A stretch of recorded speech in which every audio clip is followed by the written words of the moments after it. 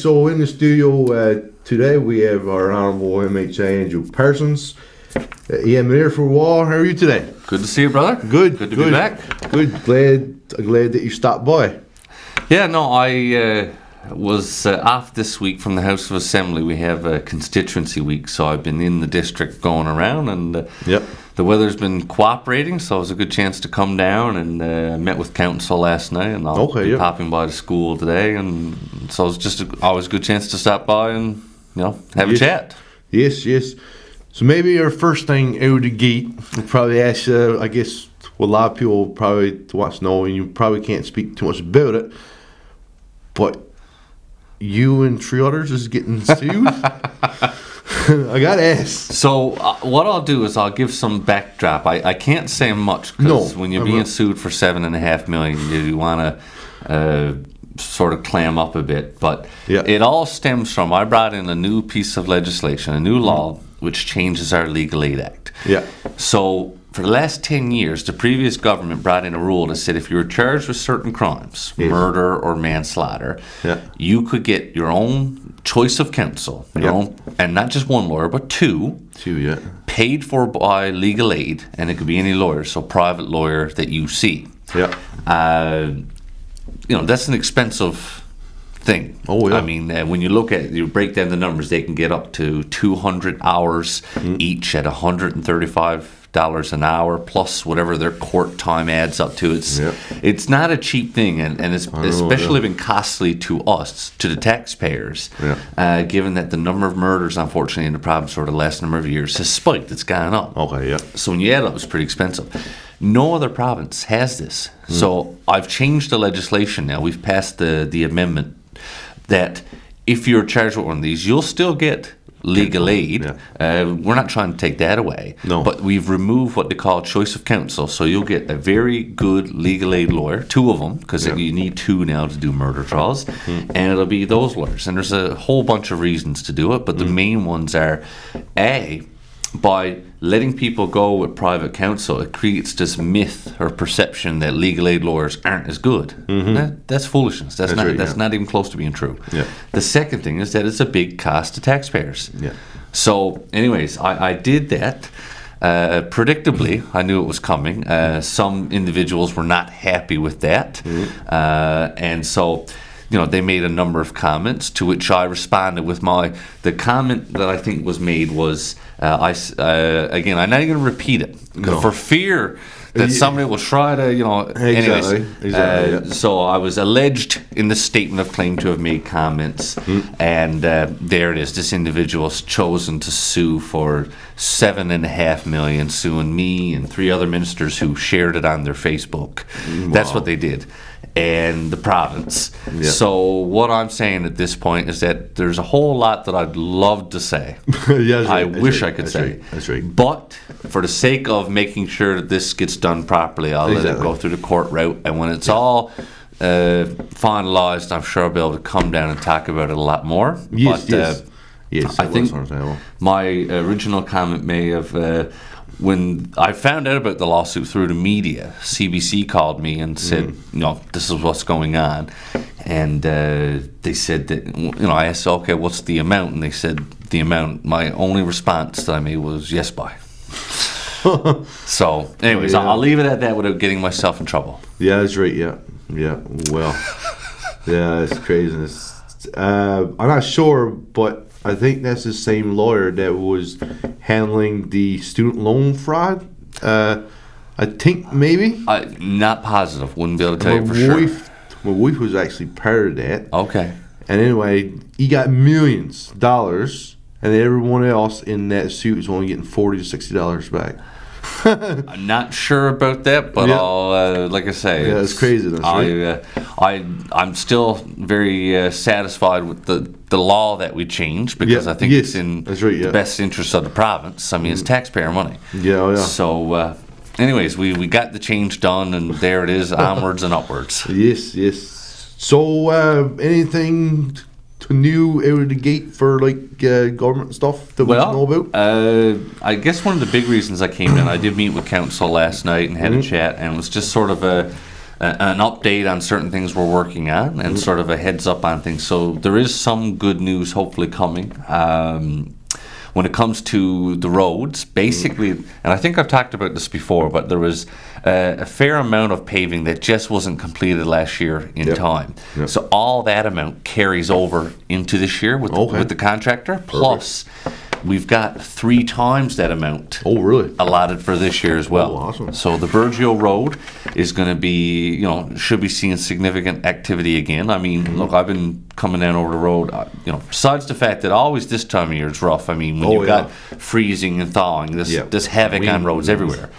But, I mean, the road to me in the last few years has come a long way. Oh, imagine. So I think if we keep at that, we'll be in good shape. There's been... over the last 2 years, we've had 155 culverts fixed. Yes. So, that's a big job in itself. The road is much, much safer now in the last 2 years than it was before. Yeah.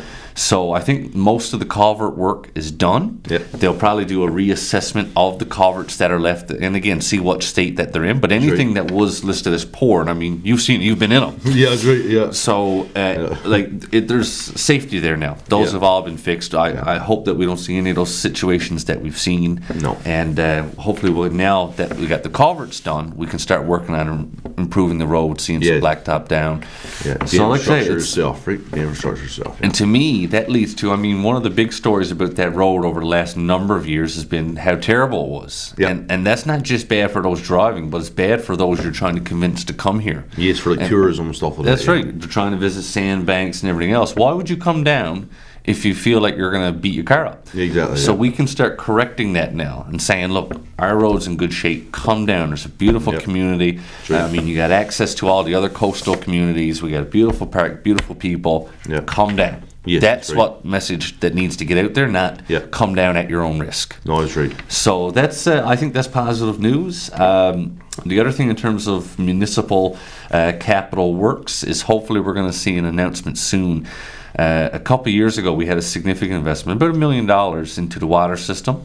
I'm hoping to see another significant announcement soon. It's not for sure, but we're talking fairly big money to continue fixing the water. We all know the state of the water lines in town. We need to fix that. Once we get the leaks fixed, and that'll improve everything else that's trying to be done. That's right. So it's nothing set in stone yet. And the way it works, we're working with the federal government. They've made water and wastewater big priorities.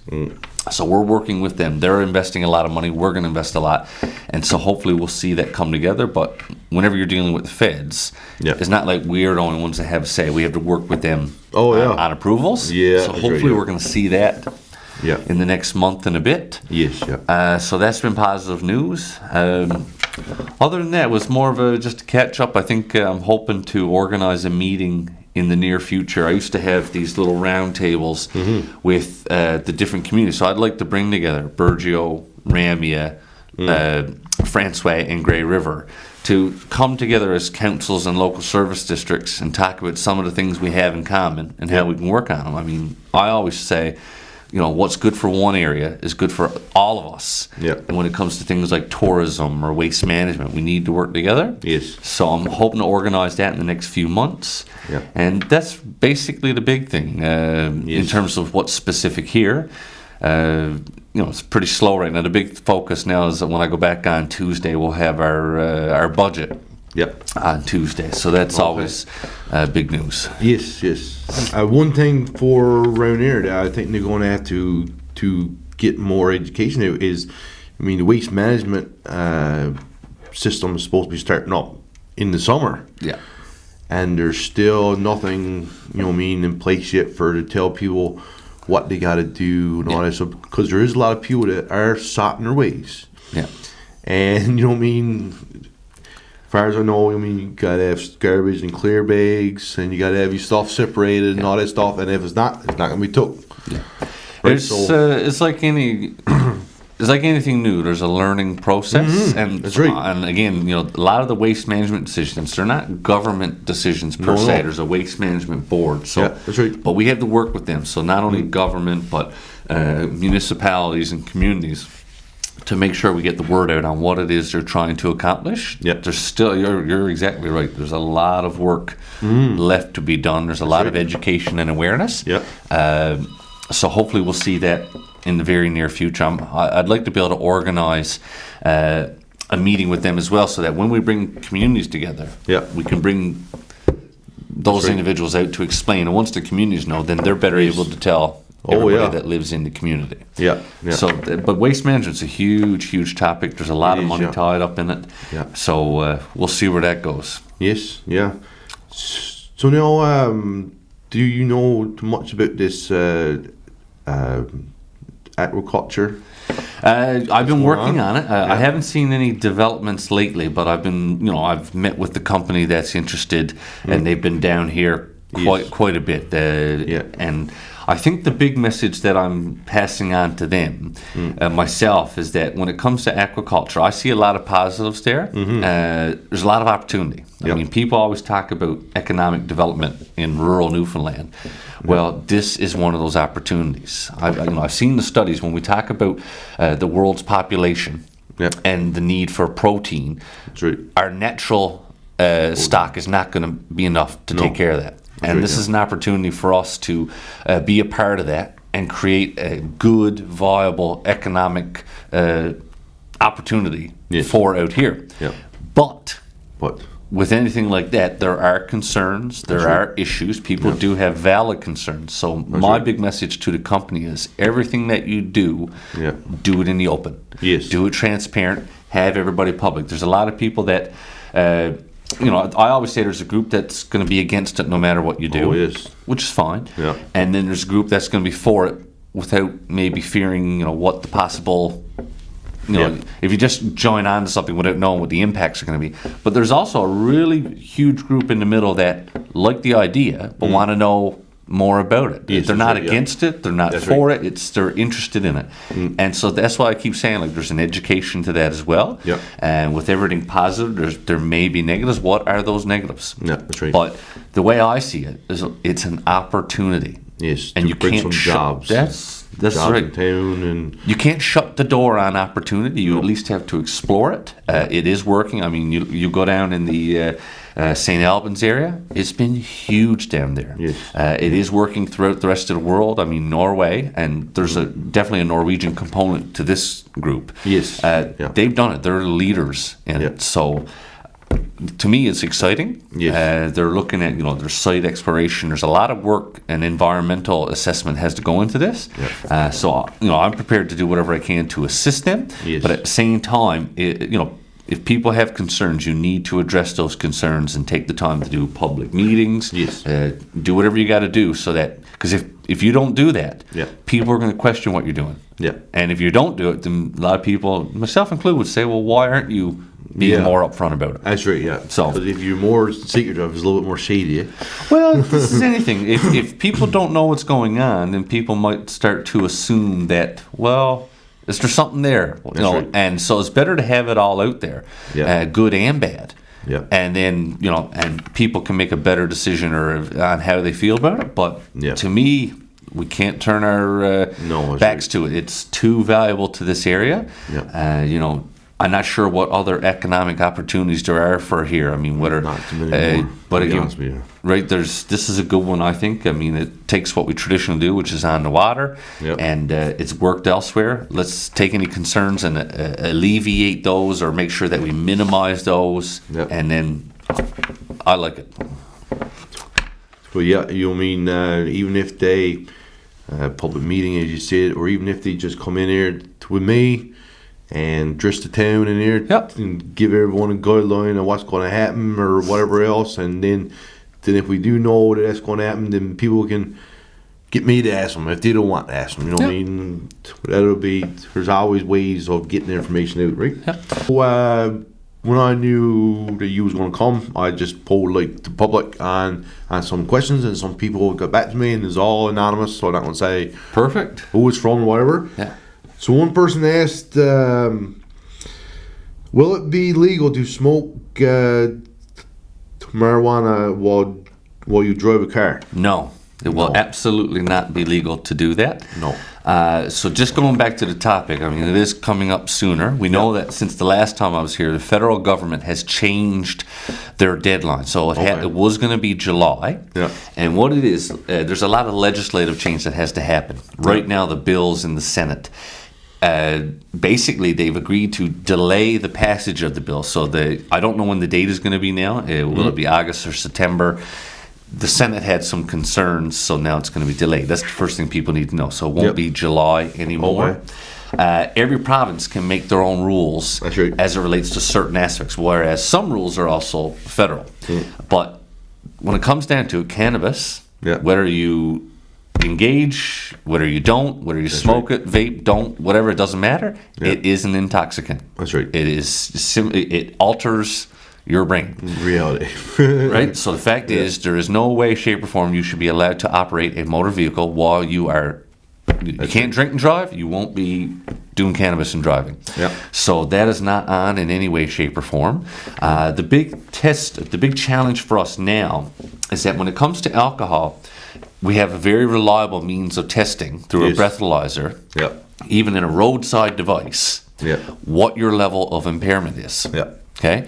And when it comes to cannabis, it's hard because you can have cannabis where it stays in your system so long. You could be found to test positive for it. That's right.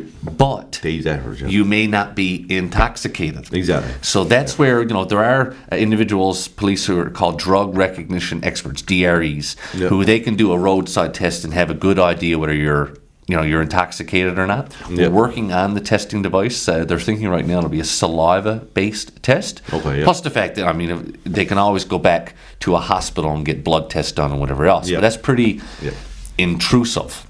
What I would suggest is there's still work to be done. And it's not only here. It's the entire country is dealing with this. That's right, Right?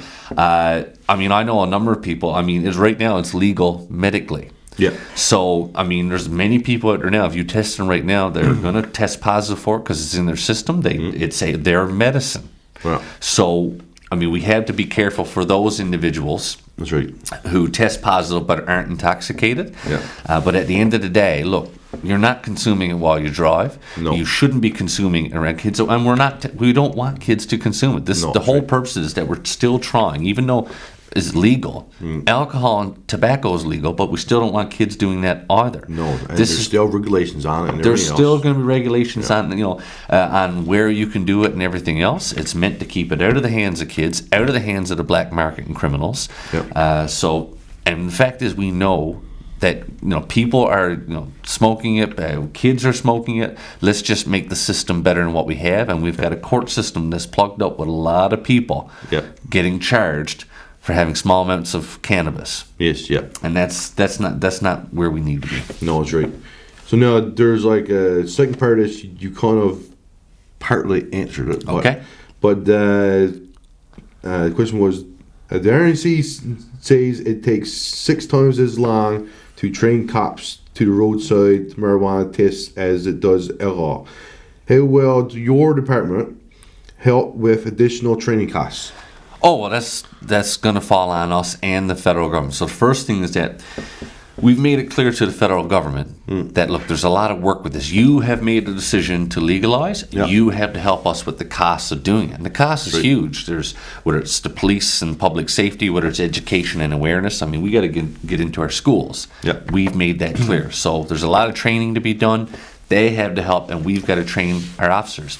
But, it's no different than, we look at alcohol. That has evolved over the years. I have no doubt that this is going to, what comes in, say it's September 1st, what happens then, this system's going to change too. If you go back to looking at alcohol over the years and how we've treated that, how we've tested for it, how we've, determined impairment, that's evolved over the years. So it's not going to be a perfect science. No. But our obligation, our responsibility is to making sure our police forces, so our CMP, RNC, are ready. And it's not just that. We've got to work with our workplaces. It might be not what happens here in the BBS might be different than if you're on an industrial work site. That's right. Right. We got people using heavy equipment, machinery. So there's a lot of outreach there that has to happen. That's right. But and again, we are a big player in this, but the feds as well are going to have to be a part of this. And you know what? Yes. right now, look, we all know whether it's legal or not. People are engaging in it. People Oh, are yes. already testing for it. Yep. So workplaces, you name it, everyone else, they had to be a part of it too. And it's not just fall back and wait for somebody to tell you. Yep. You got to do the work, and most of them are. Yes, that's right. So ultimately, it will be totally up to like a business company to say, well, okay, no alcohol, no marijuana in your system to be working. A lot of places already does that now anyway. Yep. But that, they can easily say that even to more now. So you got the Yep. power to do that, right? There's a whole number of different pieces of legislation and workplace policies that'll go in place. It depends on every work site. I mean, That's right, that's working in a retail store might be different than working up at right. Muskrat Falls site. Yeah. Or working out on rigs. I mean, Yeah. every place is different, and the employers will determine what they have to do in order to ensure safety. Yeah. And it's no different than alcohol. Again, it's legal, Yeah. but there are rules and regulations on usage. And right. I look at something like Marine Atlantic, where again, if you test positive, if they check you, like they have a no alcohol policy. You go to many camps right. out west, Oh, I know. dry camps, there are no alcohol. I Yeah. mean, so workplaces will determine what their regulations are. Yeah. Let's see now. How will outports to like Virgil be able to buy legalized marijuana? So what's happening there is we've turned it over to the NLC, Newfoundland Liquor Corporation, to determine how that's going to work. I mean, they have the experience throughout the entire province, in every community, Yeah. of how they sell alcohol, whether it's in downtown St. John's or it's here in Burgeo or up in Nain, you name it. Yeah. And they have different, they have corporate stores, they have liquor expresses. So we've left it to them to determine. They've already put out the RFP Yeah.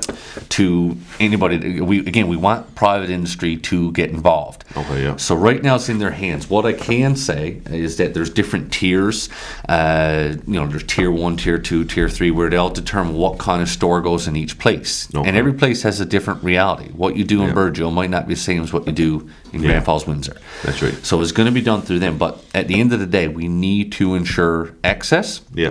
I also think that we have to ensure online access Okay, yeah. as well. But that was part of the online. That was part of the question. Yeah. But like anything, sense. it's an evolving system. I personally don't think it's going to be absolutely perfect when it first starts. I think there will be kinks that had to be worked out. Anybody who thinks that it's not, I mean, this is so huge.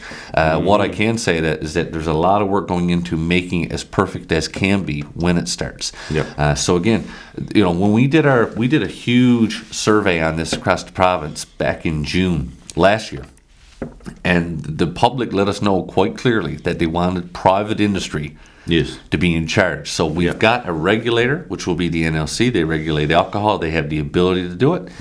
They'll help regulate, but they'll work with private business to make sure that private business can get on this. Yes. Yeah. And I'm sure it's going to work. I'm sure it's going to be available, because it has to be available. Yeah, that's right, If it's yeah. not available, then it comes back to the original reason. We're trying to keep this out of the hands That's right. of the illegal enterprise. Yeah, we want to dealers, make it yeah. legal. So Yeah, that's right.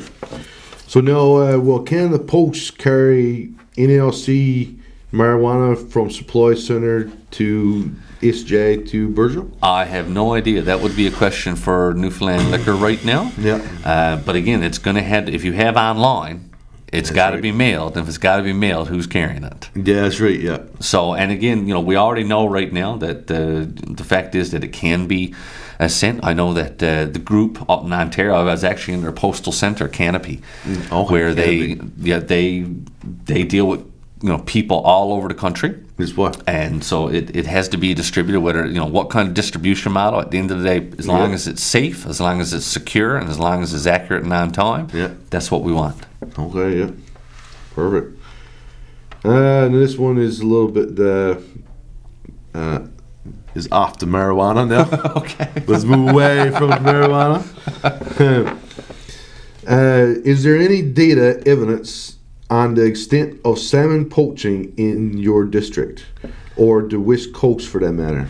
I mean, I don't have any of that data with me. That would, and again, that falls under there's a department now that handles it. It's fish and land resources. So they handle anything that basically deals with our, crown lands, deals with our resources in terms of fish, in terms of, natural resources like hunting, you name it. They would have all that.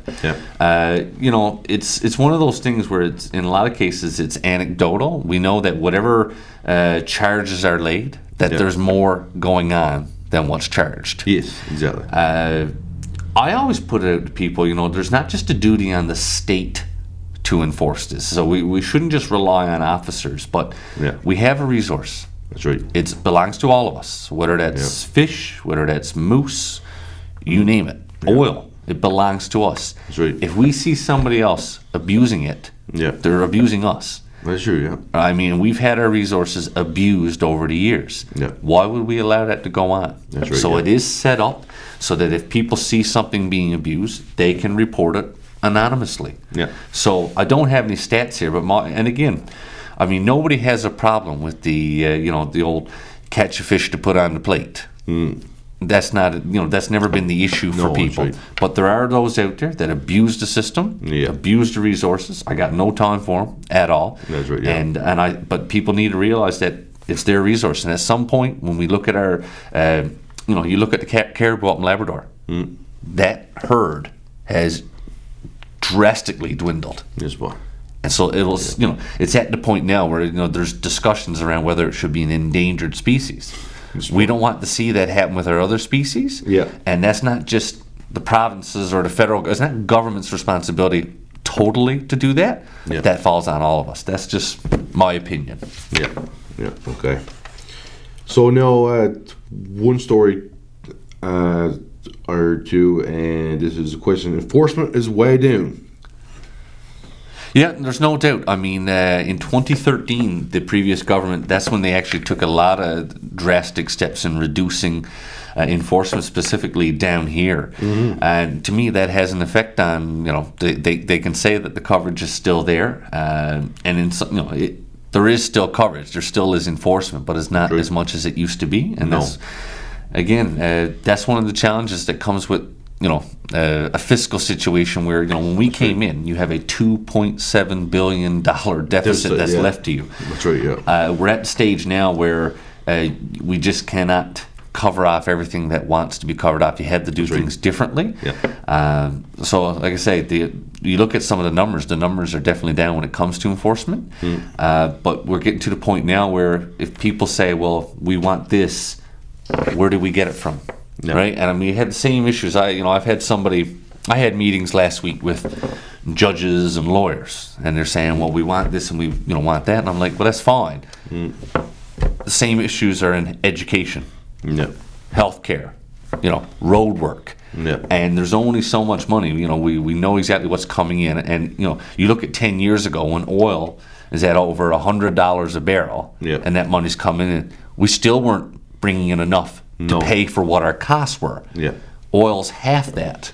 It has to give at some point, right? And you look at it, we have a population challenge in the sense that, we're getting close to 25% of our population being seniors.